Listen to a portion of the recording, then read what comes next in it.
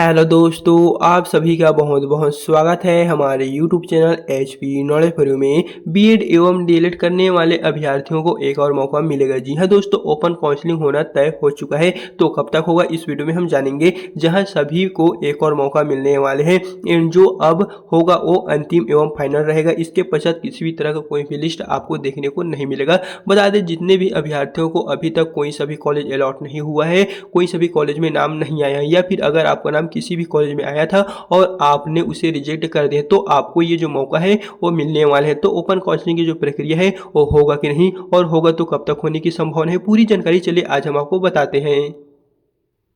तो सबसे पहले दोस्तों, आपको अपने मोबाइल में CGSCRT का जो ऑफिशियली साइट है प्रोग्राम डिटेल वाला, उसमें आपको लॉगिन हो जाना है।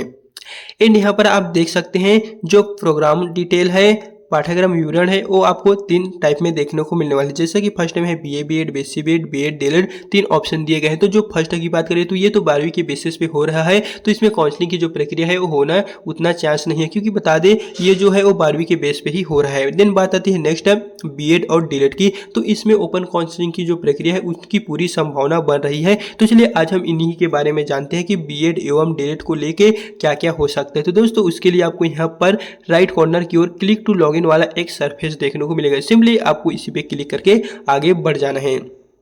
देन यहाँ पर आपके सामने नेक्स्ट पॉपअप कुछ इस प्रकार से देखने को मिला, जहां पर है important instruction DED BEd cut off, यानी कि BEd कट ऑफ। आप जो भी ऑप्शन पे क्लिक किए होंगे उसी के बेसिस पे ये जो DED वैकेंसी है ये दोस्तों आपको देखने को मिलने वाले हैं। अगर आप BEd वाले ऑप्शन पे क्लिक किए होते तो यहाँ पर BEd लिखा हुआ आता है, तो जैसा कि हमने DED वाले ऑप्शन पे किए हैं तो DED लिखा हुआ आ रहा है। तो सिंपली आपको थर्ड पे दिखाई दे रहा होगा DED वैकेंसी। सिंपली दोस्तों आपको इसी पे एक बार क्लिक कर देना है। एंड फ्रेंड्स, बात करें जो अभी अभ्यर्थियों ने एडमिशन ली हुई है कॉलेज पे, उसी के बेसिस पे ये जो लिस्ट है वो जारी हुआ है वैकेंट सीटों का। तो दोस्तों इसी आधार पे हम कह सकते हैं कि जो ओपन काउंसलिंग की प्रक्रिया है वो होने की पूरी संभावना है। जैसे कि दोस्तों यहाँ से हम नीचे की ओर आते हैं, तो चलिए यहाँ से थोड़ा सा हम जूम कर लेते हैं और हम आपको किसी भी एक कॉलेज के एग्जाम्पल के बताते हैं। तो दोस्तों चलिए हम यहाँ से बताते हैं कोरबा का। तो कोरबा के दोस्तों जस्ट हम यहाँ से आते हैं, तो यहाँ पर आप देख सकते हैं जो कॉलेजों में वैकेंट सीट है कुछ इस प्रकार से आपको देखने को मिलेगा। तो चलिए यहाँ से हम थोड़ा सा जूम करते हैं, और दोस्तों यहाँ पर आप देख सकते हैं जो कॉलेजों का सीट है वो आपको कुछ इस प्रकार से देखने को मिलेगी। जैसा कि यहाँ पर कोरबा का हम आ गए हैं, तो यहाँ से आप देख सकते हैं टोटल यहाँ पर जो वैकेंट सीट है और जो रिक्त सीटों है उनका विवरण कुछ इस प्रकार से दिए गए हैं।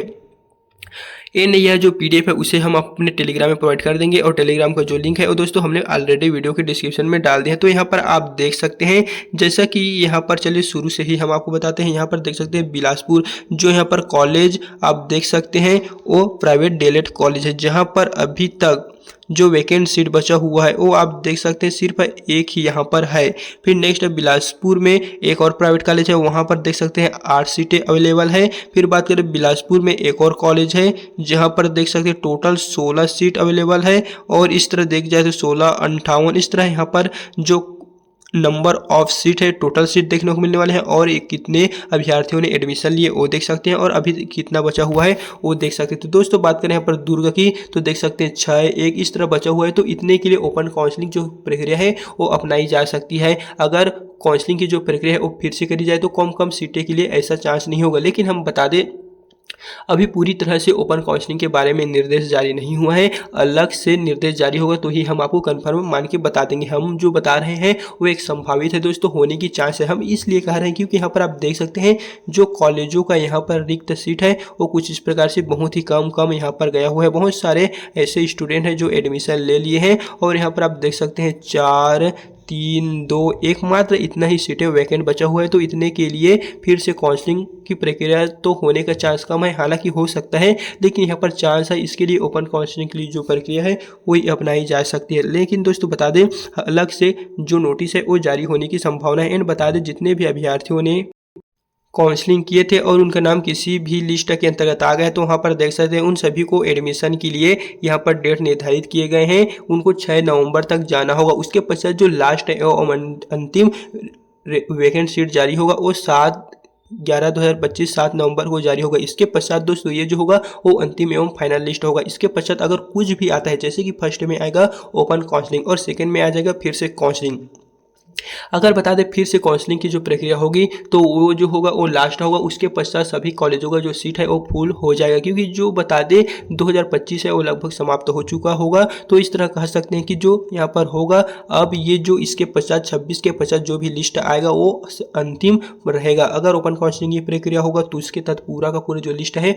वो भर लिया जाएगा। एंड वही बात करें ओपन काउंसलिंग नहीं होता है मान लिया जाए तो होगा काउंसलिंग। काउंसलिंग के लिए नए रजिस्ट्रेशन जो है वो फिर से शुरू किए जाएंगे, जहाँ पर नए नए अभ्यर्थी जो है वो फिर से फॉर्म भर सकेंगे, या फिर जिनको अभी तक कोई सभी कॉलेज नहीं मिला है वे भी उसमें फॉर्म भर सकेंगे। तो वे सभी फिर से फॉर्म भरेंगे और उनके जो फाइनल लिस्ट है वो कुछ दिन के पश्चात फिर से जारी होगा, जहाँ से आपको पता चल जाएगी कि आपको कौन सा कॉलेज मिला है, आपको एडमिशन के लिए जाना कहाँ पर पड़ेगा। तो ये जो दो ऑप्शन है वो हमारे पास अवेलेबल है, फर्स्ट है ओपन काउंसलिंग का और सेकंड है फिर से रजिस्ट्रेशन का। तो दोस्तों ये जो दोनों की चांस है वो पूर्णतः बना हुआ है, ये होगा तो ये नहीं होगा और ये होगा तो ये नहीं होगा। बता दें ओपन काउंसलिंग अगर होता है तो नया रजिस्ट्रेशन नहीं होगा, और अगर नया रजिस्ट्रेशन होता है तो ओपन काउंसलिंग की जो प्रक्रिया है वो नहीं होगा। दोनों के लिए हमें कन्फर्म डेट शीट प्राप्त नहीं हुआ है, दोनों को हम संभावित के आधार पर कह रहे हैं। सभी का जो सभी हम बता रहे हैं ये दोनों ऑप्शन ये दोनों ही एक एक्सपेक्टेड है, दोनों में से कोई सा भी हो सकता है दोस्तों। इस पे हम कहा नहीं जा सकते कि 100% ओपन काउंसलिंग ही होगा कि नया रजिस्ट्रेशन होगा। जैसे ही इन सभी को लेके